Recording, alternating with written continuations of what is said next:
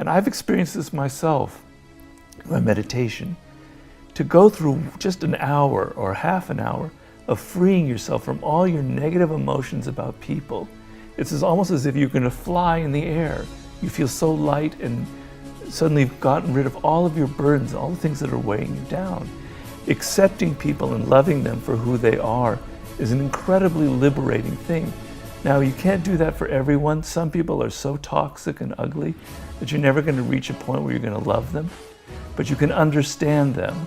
And in understanding them, you don't have to internalize the pain they inflict on you.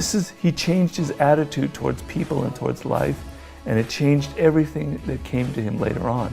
He became a successful doctor and later a great writer. The brothers had the same reality, the same world that they were looking at, the same family. One looked at it through this prism of empathy and love. The other looked at it through resentment and bitterness.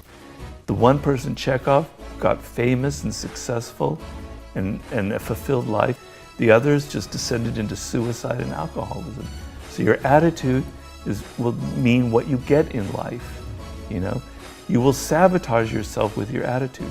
So if I got all bitter and railed against fate for making me who I am, for the stroke that ruined my life, that took away everything that I valued, I can't travel, I can't drive, I would become a different person. I would become somebody who limited my scope of activity.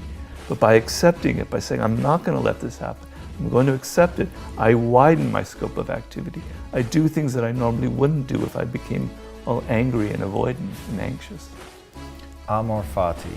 Yes, exactly. Tell people what that means. Well, it's a Latin expression that literally means love of fate. And it was created by the German philosopher Friedrich Nietzsche, who's one of my great icons in life, one of my favorite writers.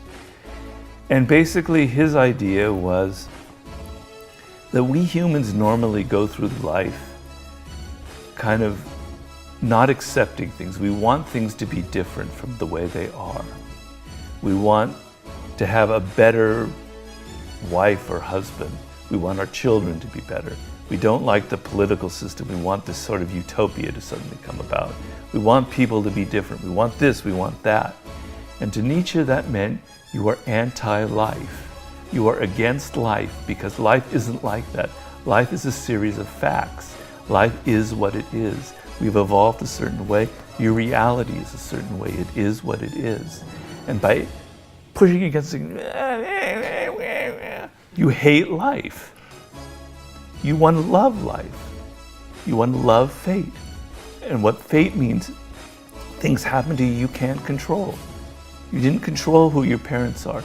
You didn't control what city you were born into, what school you went into. You didn't control whether you were born rich or poor, right? There's much you can't control. That's fate. Accept it for what it is. Stop whining and stop going, I want something else. Embrace your world, your life.